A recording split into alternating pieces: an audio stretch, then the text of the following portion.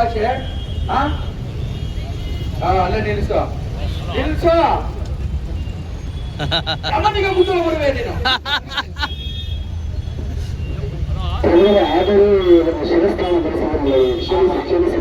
ಇಲ್ಲ ಹೊಸ ವಯಸ್ಸು 18 ವರ್ಷಗಳು.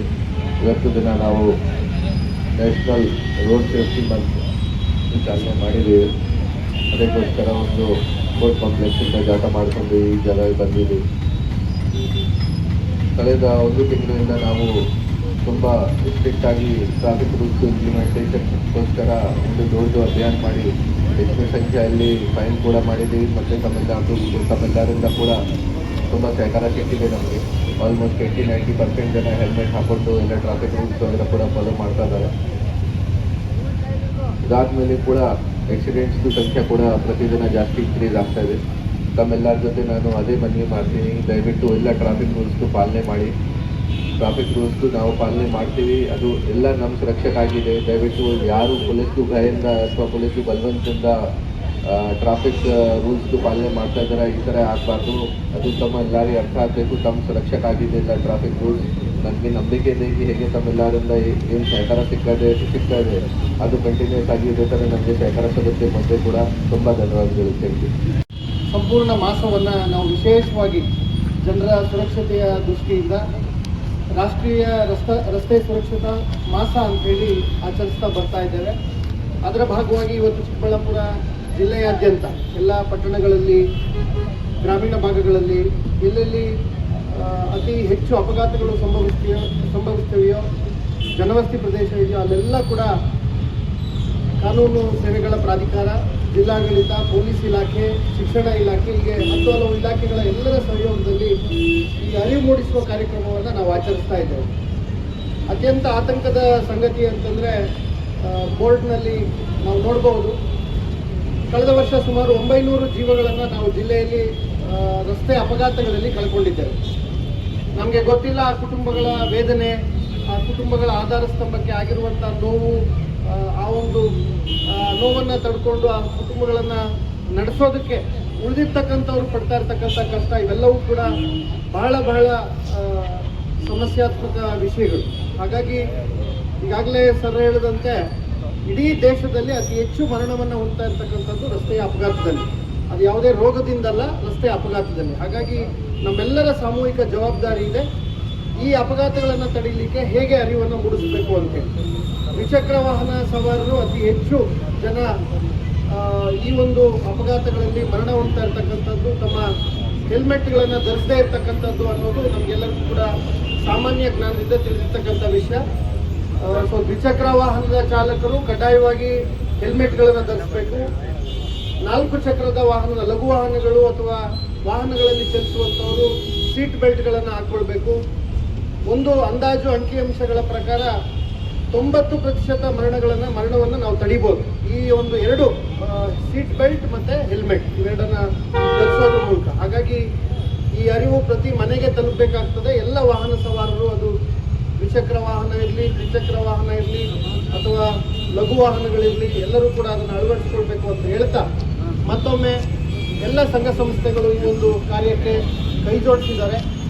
ಎಲ್ಲ ನಾಗರಿಕರಿಗೆ ನಾನು ಅಂತಿಮವಾಗಿ ಮತ್ತೊಮ್ಮೆ ವಿನಂತಿಯನ್ನು ಮಾಡ್ತೇನೆ. ಜಿಲ್ಲಾ ಕಾನೂನು ಸೇವೆಗಳ ಪ್ರಾಧಿಕಾರ, ಜಿಲ್ಲಾ ಪೊಲೀಸ್ ಇಲಾಖೆ, ಶಿಕ್ಷಣ ಇಲಾಖೆ, ವಕೀಲರ ಸಂಘ ಹಾಗೂ ಎಲ್ಲ ಇತರ ಇಲಾಖೆಗಳ ಸಂಯುಕ್ತಾಶ್ರಯದಲ್ಲಿ ಇಂದು ರೋಡ್ ಸೇಫ್ಟಿ ಅವೇರ್ನೆಸ್ ಮಂತ್ ರಸ್ತೆ ಸುರಕ್ಷತಾ ಮಾಸವನ್ನೇನು ಈ ಒಂದು ಲಾಂಚ್ ಮಾಡಿದ್ವಿ ಜಾಥಾದ ಮೂಲಕ. ನಮ್ಮಲ್ಲಿ ಎಲ್ಲ ಒಂದು ನಾವು ಏನು ಅಂದ್ಕೊಳ್ತೀವಿ ಅಂದರೆ ಆಕ್ಸಿಡೆಂಟ್ ಆಯಿತು ಅಂತ ದಿವಸ ನ್ಯೂಸ್ ಪೇಪರಲ್ಲಿ ನೋಡ್ತೀವಿ, ಬಟ್ ನಮ್ಮಲ್ಲಾಗಲ್ಲ, ಬೇರೆ ಯಾರಿಗೂ ಆಗುತ್ತೆ, ನಮ್ಮನೇಲಾಗಲ್ಲ, ಪಟ್ಟದವಂಗೆ ಆಗುತ್ತೆ. ನಾವು ಫುಲ್ ನಮ್ಮ ಡ್ರೈವಿಂಗಲ್ಲಿ ಕಾನ್ಫಿಡೆಂಟ್ ಇರ್ತೀವಿ ಅಂತ ನಾವು ಅಂದ್ಕೊಳ್ತಾ ಇರ್ತೀವಿ.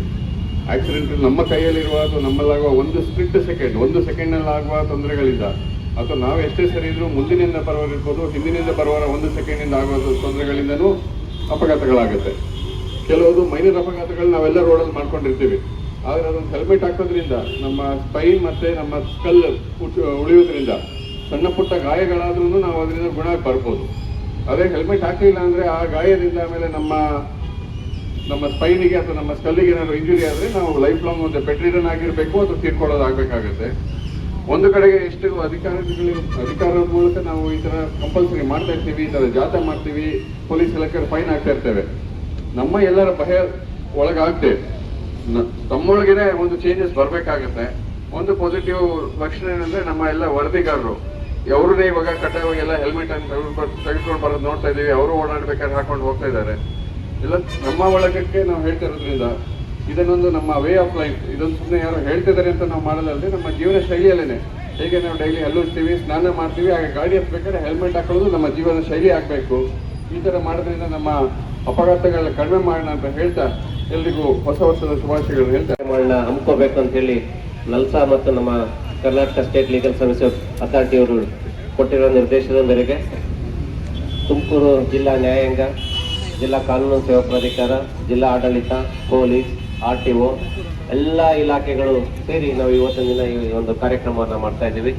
ಇದ್ರ ಉದ್ದೇಶ ಇಷ್ಟೇ, ಈ ಕಳೆದ ವರ್ಷ ಒಂದು ನ್ಯಾಷನಲ್ ಲೆವೆಲ್ ಕಾನ್ಫರೆನ್ಸ್ ಅಲ್ಲಿ ಮಾತಾಡುವಾಗ ಈ ದೇಶದ ಹೆದ್ದಾರಿ ಸಚಿವರಾದ ಶ್ರೀಯುತ ಗಡ್ಕರಿ ಅವರು ಒಂದು ಸ್ಟೇಟ್ಮೆಂಟ್ ಕೊಟ್ಟಿದ್ರು. ನಾವೆಷ್ಟು ಜನ ನಿಂತಿದೆಯೋ ಗೊತ್ತಿಲ್ಲ. ಅವ್ರು ಹೇಳಿರೋ ಪ್ರಕಾರ ದೇಶದಲ್ಲಿ ಕ್ಯಾನ್ಸರ್ ಮಾರಕ ಕಾಯಿಲೆ ಅಂತ ನಮಗೆಲ್ಲ ಗೊತ್ತಿದೆ, ಅದಕ್ಕೆ ಮದ್ದು ಕೂಡ ಇಲ್ಲ ಅನ್ನೋದು.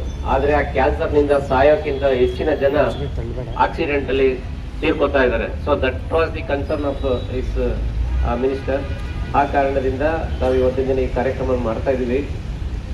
ಎಲ್ಲ ಸಾರ್ವಜನಿಕರು ರಸ್ತೆ ನಿಯಮಗಳನ್ನ ಪಾಲನೆ ಮಾಡಿ, 4 ವೀಲರ್ಲಿ ಕಾರು ಚಾಲನೆ ಮಾಡುವಾಗ ಸೀಟ್ ಬೆಲ್ಟ್ ಹಾಕೊಂಡು, 2 ವೀಲರ್ ಚಾಲನೆ ಮಾಡುವಾಗ ಶಿರಸ್ತರಣ ಅಥವಾ ಹೆಲ್ಮೆಟ್ ಅನ್ನ ಧರಿಸಿ ನಾವು ವಾಹನ ಚಾಲನೆ ಮಾಡೋದಾದ್ರೆ, ಮತ್ತೆ ಲೇನ್ ಡಿಸಿಪ್ಲಿನ್ ಫಾಲೋ ಮಾಡಿ ಮಾಡಿದ್ರೆ ಈ ರಸ್ತೆಯಲ್ಲಿ ಅಡ್ಡಾದಿಡ್ಡಿಯಾಗಿ ವಾಹನ ಚಾಲನೆ ಮಾಡಿ ಅಪಘಾತ ಉಂಟು ಮಾಡುವುದನ್ನು ತಡಿಬಹುದು.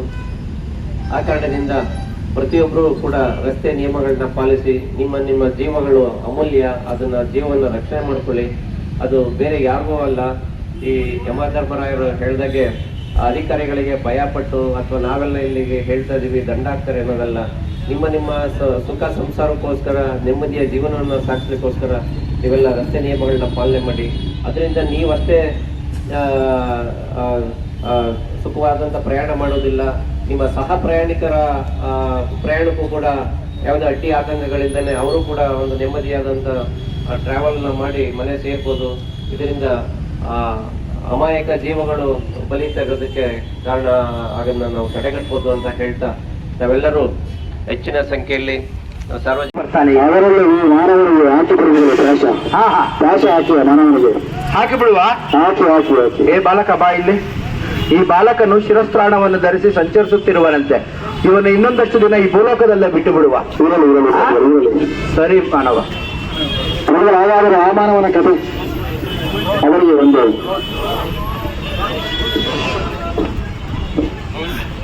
ಹೇಳ್ತಾ ಇದ್ದಾರೆ ಅವರು.